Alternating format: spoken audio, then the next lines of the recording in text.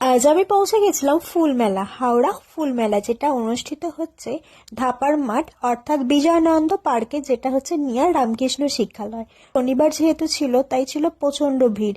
প্রথমে ঢুকেই আমরা এক ধার দিয়ে ঘোরা স্টার্ট করলাম। এখানে বিভিন্ন ধরনের গাছ, ক্যাকটাস, বনসাই, এছাড়া সবজির গাছ, ফলের গাছ, ফুল তো আছেই। সব মিলিয়ে মিশিয়ে একদম ভরপুর গাছের সম্ভার। আর একদিকে বিক্রি হচ্ছে বিভিন্ন ধরনের গাছও, আর একদিকে চলছে মহা ফাংশন। বিভিন্ন ধরনের সিঙ্গারদের গান চলছে, আর একদিকে বসেছে ফুড স্টল। পুরো ফুল মেলাটা ভালো করে ঘুরতে মোটামুটি 0.5 থেকে 45 মিনিট মতন সময় লেগেছিল।